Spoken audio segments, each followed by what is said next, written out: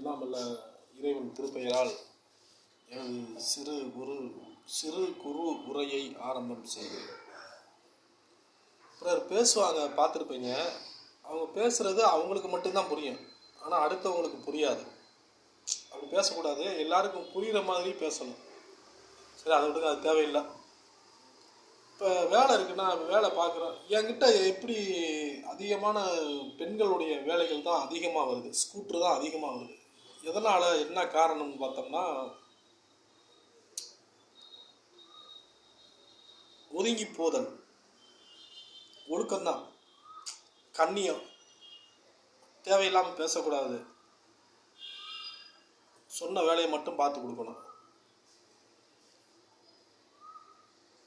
பெண்களை பார்க்கக்கூடாத இடத்திலெல்லாம் பார்ப்பது, இதெல்லாம் தவிர்த்து விடணும்.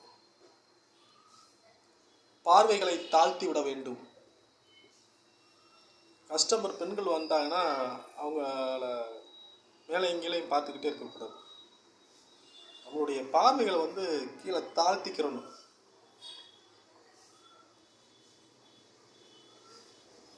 அப்படித்தான் இருப்பேன், அப்படித்தான் இருக்கேன். என்ன செய்ய, பணம் வேணும்ல, சாப்பிடணும்ல. ஃபுல்லாக லேடிஸ் வேலை தான். எல்லா மெக்கானிக்கும் சொல்லுவாங்க, ராபிக் பாய்கிட்ட போயிட்டோம்னா ஃபுல்லாக லேடிஸ் தான், ஃபுல் லேடிஸ் வேலை தான் ஃபுல்லாக.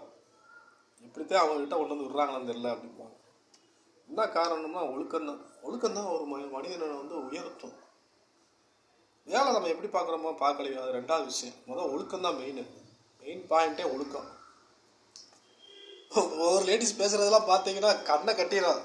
நீ அடித்து மண்டையை உடச்சிருவேம்பாங்க, காசு அதிகமாக செலவாயிரும்.